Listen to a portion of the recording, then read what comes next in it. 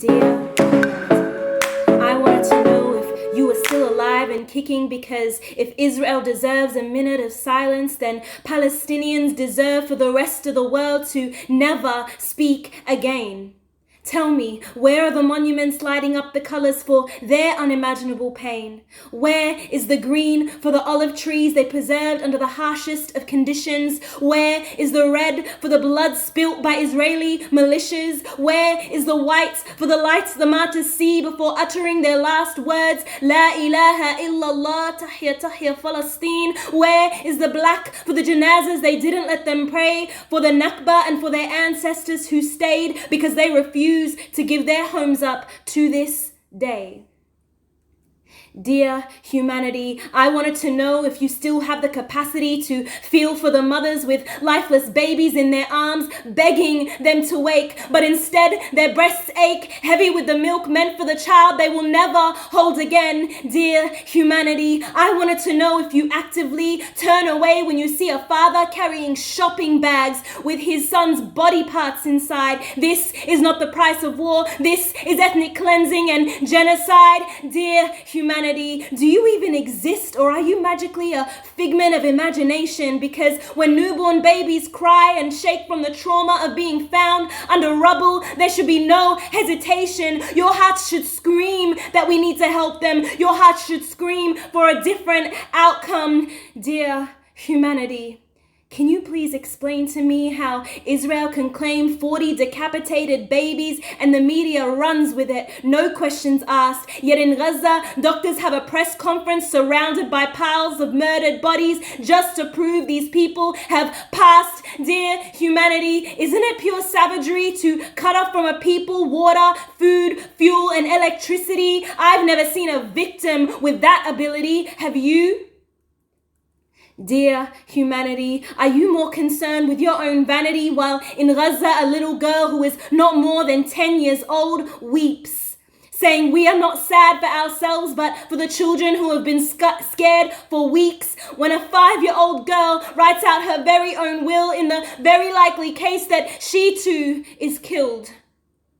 What have we done to these kids that they must play an age far beyond their own? How have we allowed them to be born into a concentration camp and war zone? You can't even ask a child in Gaza what they want to be when they grow up. Do they even get to grow up?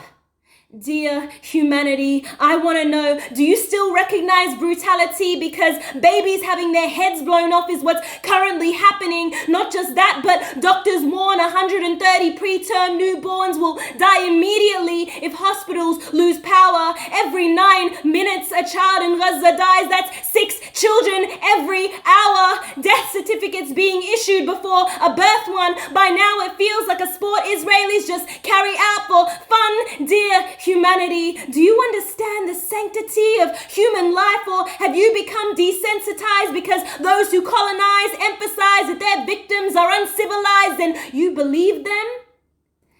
They tried to perceive Palestinians as children of darkness. Tell me, mirror, mirror on the wall, who is the darkest of them all? Netanyahu, you're the monster making innocent bodies fall like leaves to the floor. Dear humanity, do you know Palestinians can't even bury their dead with dignity? They have to parade them in front of cameras to convince us to help from behind our screens. We get trigger warnings on videos. They get warning calls to evacuate within 3 minutes. Some sick joke the Israelis play because their cruelty knows no limits. Dear humanity, how can this be reality when a journalist in Gaza goes to cover a bombing and finds his family killed in that same attack, when an ambulance goes to bring the injured and the paramedics die on their way back, when a doctor on duty encounters the body of his own disfigured son, when people in Gaza write their names on their hands so they can be identified by loved ones, when a son goes to bury his father alone? Tell me, how much more can they take, and are your hearts made of stone? Dear humanity, are you guilty of neutrality in this genocide of modern times taking place right in front of your very eyes, and you're still blind? What? Just because it's Palestine?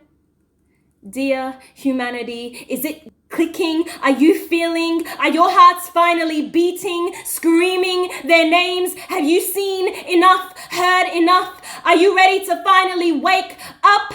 This is the world's litmus test, and our leaders are failing. But we who stand around the world in solidarity with the Palestinians, we say humanity is not dead.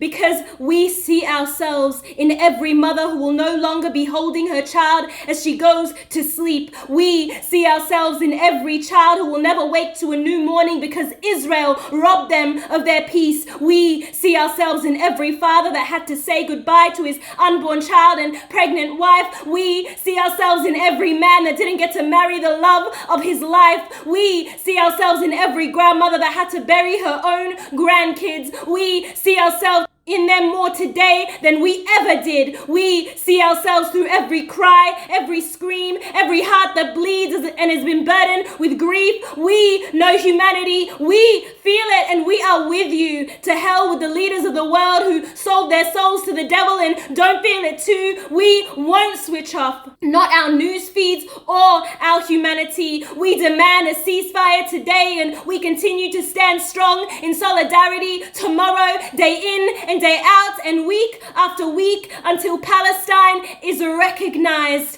and finally free.